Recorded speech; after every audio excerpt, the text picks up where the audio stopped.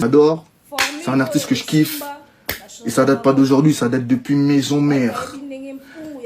Mais quand on me dit non, artiste ça veut dire mon Moroté Awa, mais je vois des gens qui n'ont rien servi, qui ont ces privilèges-là. Comment je dois le prendre? Moi, comment je dois le prendre? Bon, il a voulu juste sa valeur. Et ba place où alingaka kota. Et le razaro senga. Alingaka ki yembate. Angazo kaba élément où il y a publié. Qui a la visibilité que Ndomolino. Jazz ngano tozana poto. Donc coup de gueule ya Ndomolino, je demande vraiment aux spiritas. Ceux qui vont continuer l'esprit eux. Boti à l'oua bawangi le batikala bahumungu.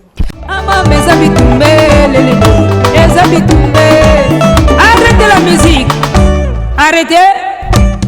Katazoba. Big up la famille, Mbote bonjour, Boalwood TV, Katazoba la chronique Antelo, Eagle Woman au microphone, échangeaté, on est ensemble, il n'y a pas de souci. Arrêtez la musique, arrêtez quoi?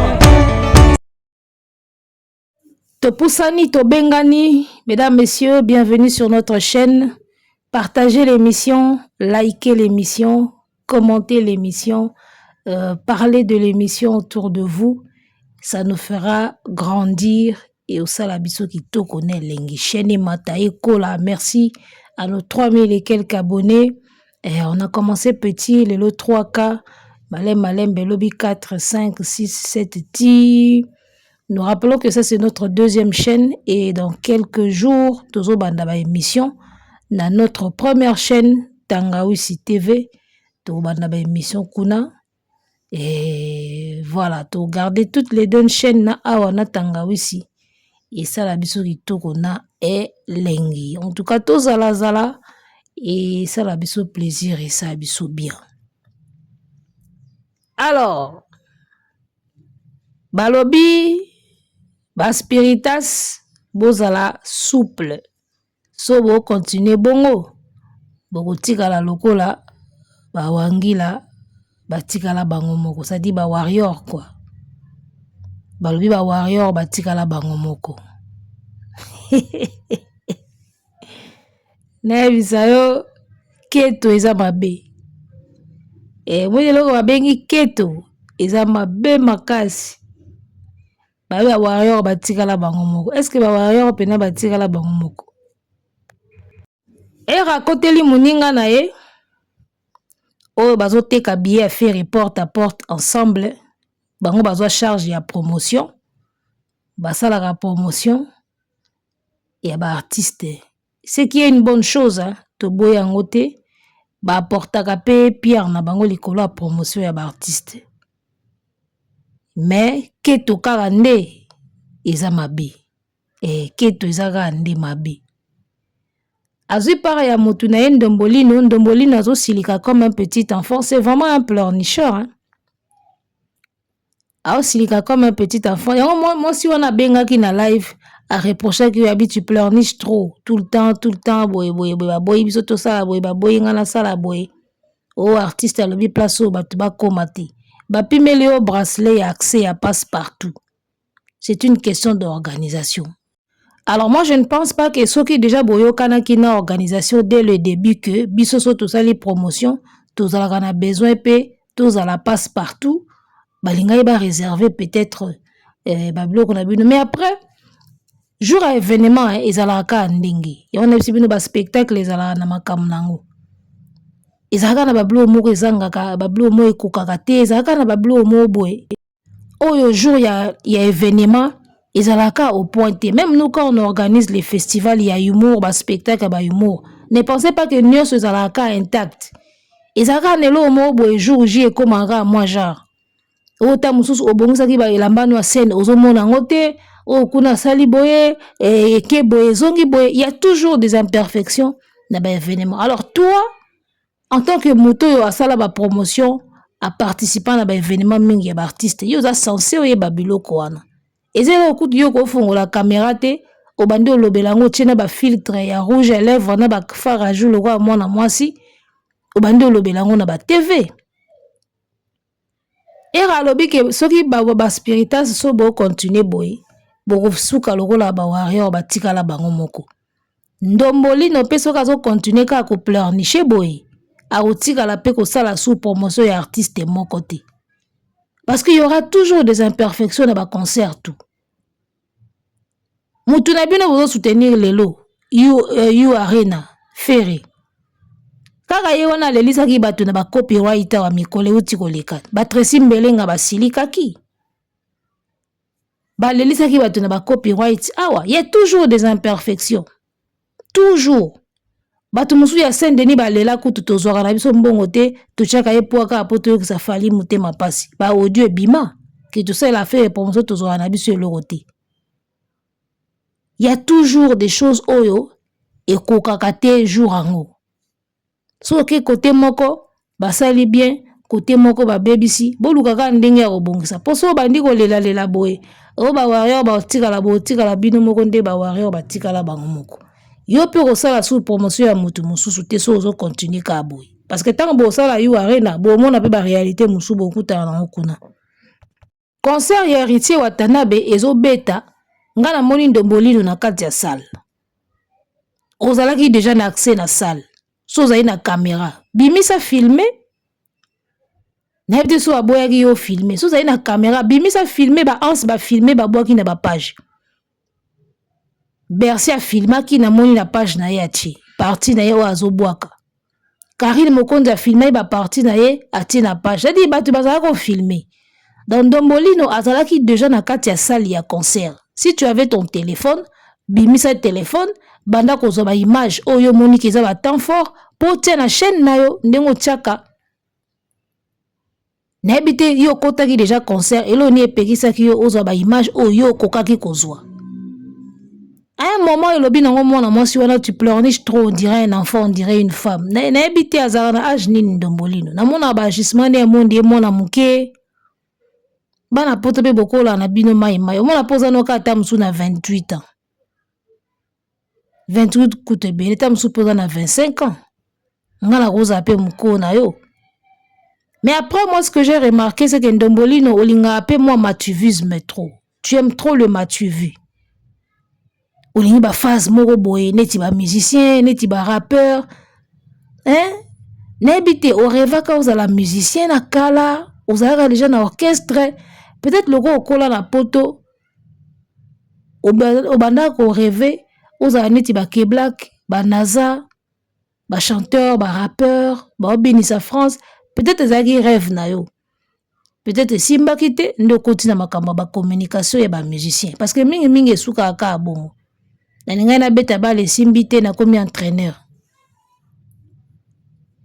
Na ninga na sala cyclisme simbite na komi abongsa ba vélo. Mingi esuka abongo.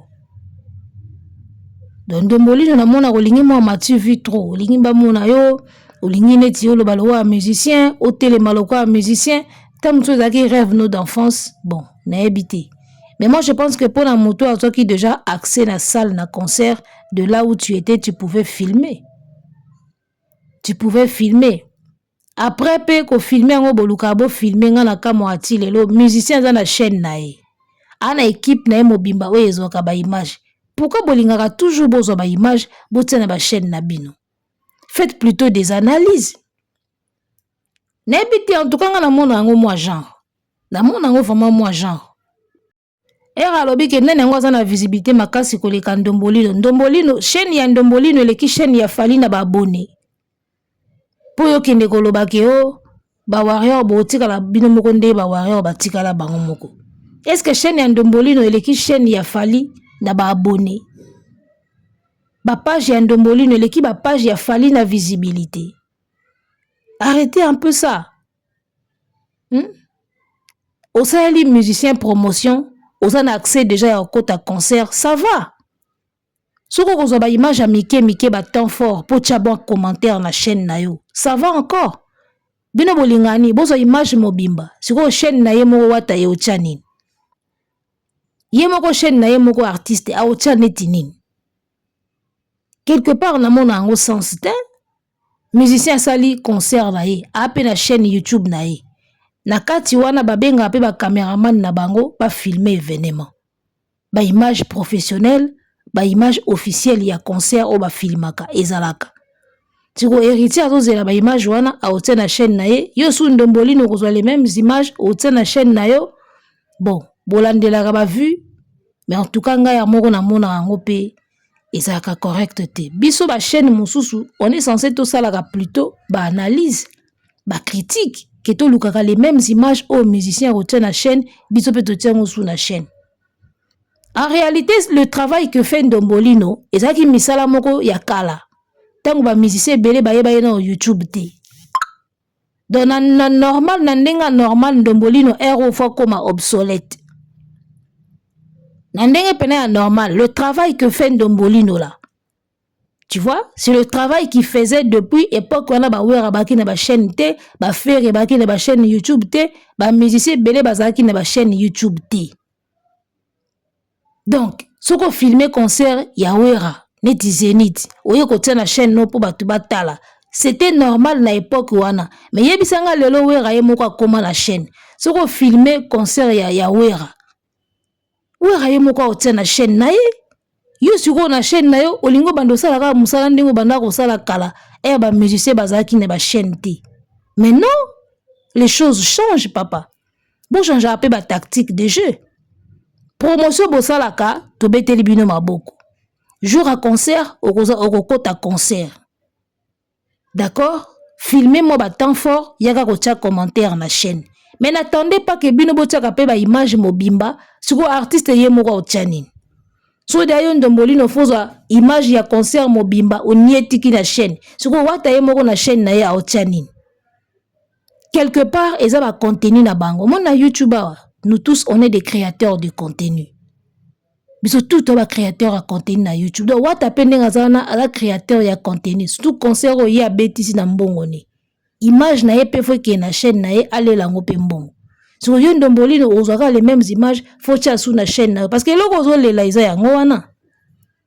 Ou alors Ndombolino moi je te conseillerais banda ko sala no ba analyse.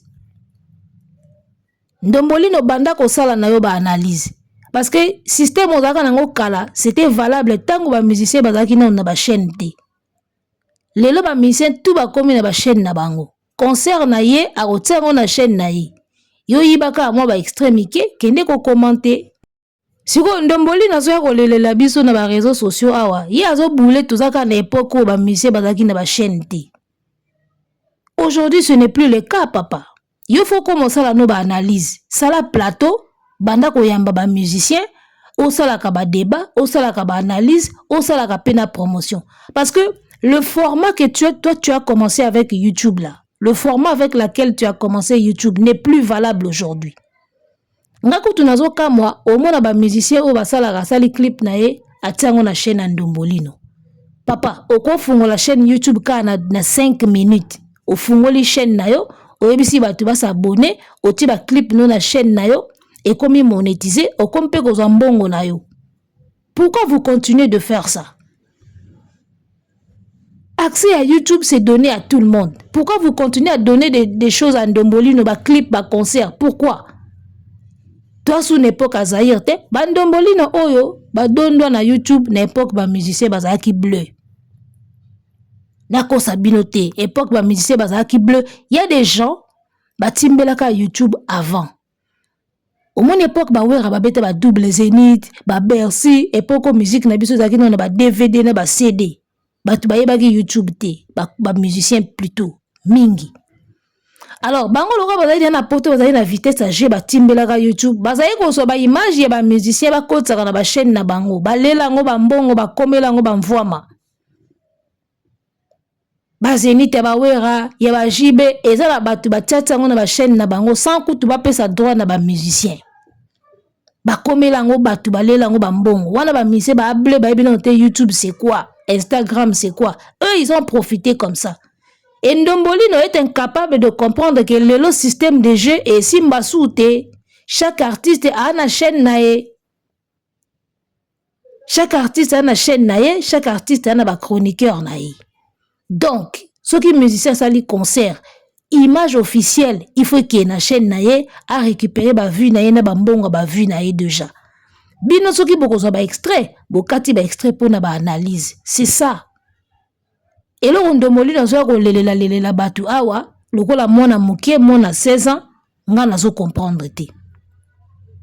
Era ole kotela ndombolino explique à ton frère que papa omoni format ozayi kosalela YouTube kala lelo kosimba sute. Musicien atia image ya concert na ye yo lisu ndombolino otia image ya concert na ye e simba sute. Bozako bénéficier erba musicien ba aki bleu lelo esili. Sala plateau banda koyamba ba musicien salaka ba promotion engagé ba débat salaka ba analyse. Format oye ko simba lelo yango wana. Ne viens pas pleurer ici. Alors, parlons de bokotika la bino moko nde ba warrior batika la bango moko. Ba warrior bakotika la bango moko, ce qui veut dire que yona ndombolino nde boza batu o tout ba travailler na fali baza ba soso. Donc soki bino bwana musicien te elakisi ke musicien tikali ye moko. Bo ba communicateur na bango bazaka na YouTube. Omoni soki ozo proposer artiste service moko boy et que artiste wana timba atali ke lui eloko ba proposer nga eza nango extraordinaire te nga moko déjà na visibilité wana et puis na ba chroniqueur o balobela nga ba ko salango asundoli yo kanda wana sikoyo yango bokoma kaka to soutenir frère o mona to soutenir frère bokoyoka bokoyeba papa. Omoni frère wana zo soutenir lelo. Yu arena tango kobeta tokoyoka pe sango. Tokoyoka sango. Aujourd'hui, moi je ne pense pas que chaîne ya Ndombolino y a na visibilité koleka chaîne YouTube ya Fali. Page YouTube, Facebook ya Ndombolino eza na visibilité koleka page Facebook ya Fali. Je ne pense pas. Et puis to kende pa itozonge pai la communication dont Ndombolino na era bazoloba. Bosala communication ya communauté congolaise. Vous ne savez pas qui est Fali Poupa alors. Vous ne savez pas qui est Fali. Promotion na bino bosala ya communauté congolaise, yango nande bolo ba Fali atikala ye moko.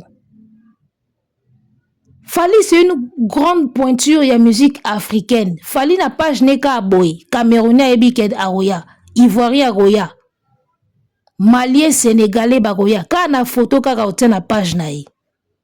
Vous faites la communication na communauté. Faut qu'on se le dise. Et Fali c'est abima na kamba communauté tongo.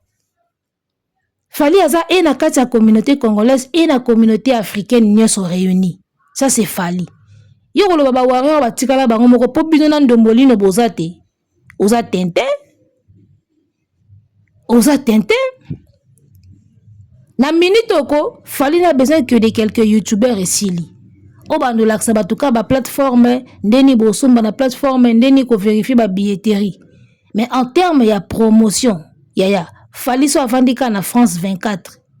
Communauté africaine nyonso ya poto ba ya concert.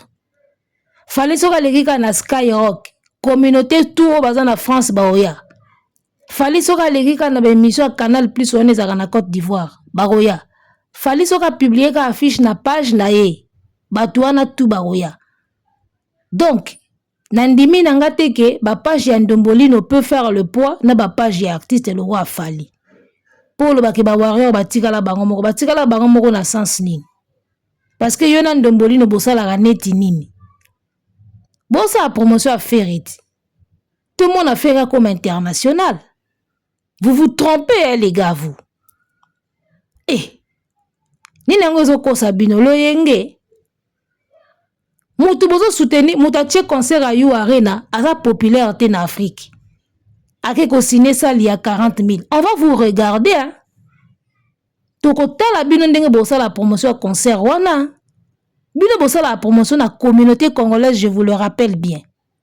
Bosa la promotion à la communauté africaine, te. Yo kasi tu ebi genre à promotion na bino te. Esuka na communauté congolaise, te biloko Ndombolino azoloba wana. Bosa la promotion na Mangala. Bosa la promotion na bino na ba système ka ya communauté congolaise. Fali c'est le cas déjà vision wana ya communauté. Fali c'est sauta déjà niveau wana ya makamba communauté congolaise. Déjà comme il est congolais, ce ka osa l'événement congolais ko ya kaka. Il faut qu'il ne soit pas bateau ba yebi été. Ça c'est Fali. Faire qui n'a pas une grande fan base en Afrique, arabe qui ne kobeta salle il y a 40 000 personnes. Total la bino promotion bosa la faire ndenge jour ngo kozala. Eh. Fali, tant qu'on a signé ça, il y a 40 000, tant qu'on a envisagé Stade de France, il y a un soubassement. C'est quoi le soubassement? Surtout, il fallait pourquoi tu veux faire le Stade de France, pourquoi tu avais fait You Arena. C'est parce que la belle Nanga d'abord est en France. Et n'a aussi qu'on soit disque d'or et snap. Ce qui veut dire, n'a teki 50 000 albums sur le sol français. Donc, et Pessinga Siko au courage, cela me donne l'accès. Il y a aussi la concert en France, Nabi qui va consommer en France, Baroya. Au moins, soubassement a fallu. Tout n'a Siko faire une abino bossa et la promotion. Tout n'a faire une abino bossa et la promotion. Pourquoi tu veux faire You Arena? Pourquoi tu veux faire concert na poto? Aïe, c'est quoi pour Fali à Salaki? Fali, c'est quoi ta concert, tu que la communauté africaine, Baroya. Fali est aimé en Afrique. Fali est beaucoup connu en Afrique. Côte d'Ivoire, Cameroun, Sénégal, Cotonou, Mali, Blokwana, Touba, Ebi Fali.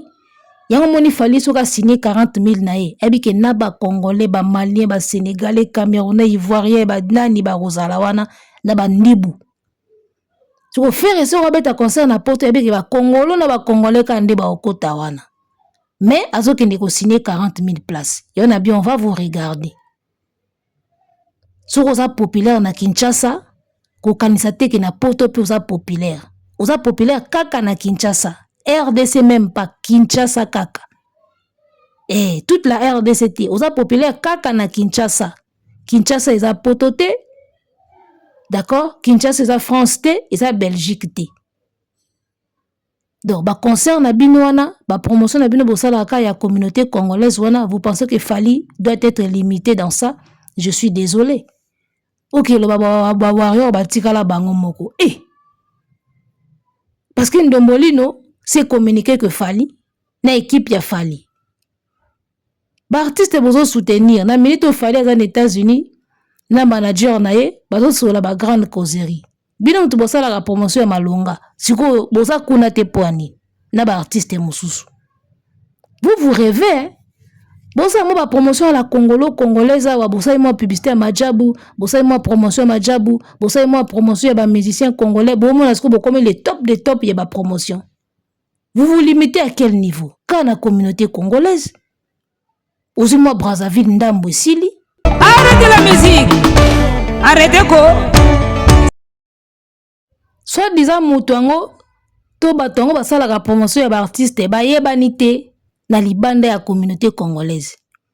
Mais bazolo baki artiste oya yebani na Afrique mobimba aza aimé na Afrique bango basa ele promotion.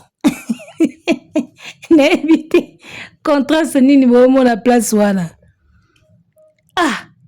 Ça dit artiste ko sa la promotion aleki on na visibilité na ba page na ba réseaux sociaux tout aleki on na visibilité. Donc yo muto sa ele promotion ye moka yebani makasi koleka yo. So David Monso mutalobaki boy. Wana ngai na banga. So David Monso mutabaye boy na ngai na banga. Ndombolino c'est quoi? Ndombolino c'est quoi? Ayebanika na communauté na bino? Ndombolino ayebanika na communauté na bino. Et il ne peut approcher que la communauté congolaise. Na promotion na yewana salaka na ndimi na ngate ka tutaka ba communauté mususu. Na ba niveau moko boy na ndimité. Yo, Fali c'est toute l'Afrique. Fali qui poste une affiche, boy, c'est les Nigériens qui voient, c'est les Camerounais, c'est les Ivoiriens, c'est les Maliens, c'est les Sénégalais, c'est les Centrafricains. Fali c'est toute l'Afrique, les gars. Donc, bino boko zala na promotion Fali te Fali a obeta ba pla preuve kutu, bato moto bino bozo soutenir te, o bozo ba ki batika la bango moko, a obeta ka ba musicien o bino bozo soutenir. Bon mais kana pe ko ça le contraire jour mosusu. Bon mais là tout le monde a peine les compter que bino bozu promotion artiste moko boy mutango pa leki Fali. Ya na ibsaki bino kufera ko sangisa Ndombolino asangisi era azu Saint-Denis Mobimba. Fali akosa ka ye moko na effet na Madina ba lia bino na ndinga osakanati. C'est pas la quantité qui compte, c'est la qualité. Fali azaika na David Monso. Bon ndenge Fali akoma. Vous comprenez ça? Yali kamba qualité moto azana yo ayebi nini ba akotaka wapi ana capacité ya okota wapi ana capacité ya okomiso wapi. Et ça c'est question de ça. Ya question te ke ya Ndombolino mo boza na mo page Facebook na ye na mo chaîne YouTube na ye asalaka ba promotion ba musicien kendaka na Fnac azwi ba billet ba ekotsa na banganda. C'est quoi ça? Bino bomo na ngo promotion. Ba billet bozo tekaka chez Jonga wana bozo tekaka na banganda ba salon ba nini ba Château Rouge bozo kendaka porte à porte. Bino bomo na ngo promotion ko mema mutu na niveau international. Na minute okutu soki promotion ya musicien malamu kutu to tout na biso TikToker. Un TikToker pena wa yebani Afrique mobimba. Aosala musala ke Ndombolino bomo na wana. Na minute ba TikToker baza ou tout na TikToker asali yo promotion o reçoit une forte audience ke ya Ndombolino. Bomo na Ndombolino ngonani. Ba Ndombolino bakomi kokoma obsolète. Ndinga za wana. Aolinga ndete sikoyo akoma obsolète. Yango mona zo forcer ka azala mais en vrai ndepe makambo ko mokendela ba Ndombolino o ba reniaka kala. Ba musicien bazaka bleu. Lelo promotion ekoma nanu force ya artiste yemoko popularité ya artiste yemoko et puis au brancher mo ba TikToker o bazana ba abonné belé. Le tour est fait. Yo kansika congolais po beta na poto doit passer par Ndombolino. On ne doit pas passer par Ndombolino. Fali n'est pas passé par vous. Telle la réussite, il y a eu Arena. Telle la réussite, il y a trilogie. Il n'est pas passé par vous. C'est ça qui vous fait mal. Et lorsque tout ça, Bino passe Yangwana, comment musicien Robert na poto à l'équipe par bisoté et puis réussite totale. Et lorsque soit Bino pas Fali Yangwana. Parce que Bino Bolinga bo kangespo ba musicien, bon mona ke musicien o a censé les kapana Bino. Et ça va faire et ba Fabrigaz. Omoni, ba ferre, ba Fabrigaz, ba bina filé, ba ngom lanso wabete na poto, baza censé ba le kaka et pas Ndombolino. Atie bango na page, a posté bango na YouTube na ye, atie bango na TikTok na ye, bango nde ba censé ba le kapa na bino. Na poids ya Fali, na visibilité ya Fali sur toute l'Afrique. Fali ne peut pas passer par toi Ndombolino. Fali a rosala ba plein na ye na ba concert na ye. Bomo na ki yu Arena ti. Bomona ki yu Arena. Yo zaka na froid na Fali. Osali promotion à yu Arena te. Mais si tu continues na chaîne na auto mona ba extrait ya concert à yu Arena ya Fali. Mo yo na mona onde liboma Ndombolino. Yo na Fali bobebana. Mais si tu continues na chaîne na yo, to mona ba extrait ya concert ya yu Arena ya Fali. Ce qui veut dire que l'événement est tellement impactant que yo peut profiter na bendata mo ba vu na simanango. C'est ça Fali. C'est ça Fali. Ako le kapariote mais on se sentir obligé au tia extrait à concert na ye na chaîne no potalama parce que soka pesi tellement makambu tout le monde en parle. Événement est simbi, succès total, tout le monde en parle. Oko sala ka extrait au tia na chaîne na yo. Ya moni Fali akipane binote. Po Fali ebika page nanga moda suna nieti ki bo. Charlotte Dipanda posté. Batu na ye ba posté, Mokobe a posté. Yo leki Mokobe na visibilité Ndombolino. Tolo bana en vrai. Ba Keblak na ba naza ba petit na ye wana so ba posté. Et siliti. Yo Ndombolino na kati kuna usani. Arrêtez un peu de vous prendre trop la tête. Bon on dirait bosimbi promotion moko sori ya mukili mobimba. Non. Vous faites la promotion des artistes dans la communauté congolaise. Yamangala et Sukiwana. Oh, et Fali à l'écart déjà niveau wana kala. Vous vous prenez trop. Ok, le bapé, bogotika la bino monde ba warrior batika la bango moko. Ba warrior batika la bango moko parce que tu penses que faire aleki Fali, to nani aleki Fali héros. Oh, son inde sala bino Fali aboya ko travailler na bino, keto siko ezwa bino. Ba warrior batika la bango moko po bino nde banani. Oh, plus Fali a komi bino mutu bo komi siye wana. Niveau Fali pour balobi ko lobe ko a komi plutôt. Niveau Fali a commis nango ba lobela keti na ba TV5 ba fandi pena boy TV5 matinal mo ya mindele ba lobela Fali. Toi era tu peux faire une promotion na niveau wana. Ton Ndombolino, boko sa promo na niveau wana. Vous êtes des aventuriers vous deux là. On dirait Dupont et Dupont. Et vous parlez de la promotion comme si bino bona monopole ya promotion d'Afrique mobimba. Na Cameroun ba yebi même pas bino. Na Cameroun ba yebi même pas bino. Ba promotion ya bino simanda ku ya ba jonga awa ya communauté congolaise yango bo tshela ngombanga boy. N'esprit a bien, conseil gratuit. Ndombolino. Format oyolelaka na YouTube kalasi sila. Ba mission tout ba timba ba koma na ba chaîne na bango. Sala plateau, ndenge ba ninga ba osala ba plateau, ndenge migenie masala plateau na ye. Vous comprenez? Osali plateau na yo, banda koyamba ba musicien na plateau. Comment organiser ba débat na ba analyse. C'est le format qui peut te sauver. Parce que format na yo wana osala wana erotiaka ba concert ba musicien na YouTube. Pour un artiste qui a sa propre chaîne, il y a un sous-valable. Il y a un sous-valable. Fallait qu'il y a 4 millions d'abonnés. Soit tu es concerné la chaîne naye et autant la plus que la chaîne nayo, qu'est-ce que tu crois? Moi na mai, ça la plateau. Banda ko poser ba question tchaka ba micro. Et loko tika liyo yango wana. Ça la promotion, ça la plateau tchaka ba micro et sili. Format na wana ya kala, ezaki ya ba artiste bagi na ba chaîne YouTube te. En bon entendeur, beaucoup ça va faire na ba bina filé mutu bana besoin forme ya promotion au bino bosala wana. Falite. Arrêtez la musique. Arrêtez quoi?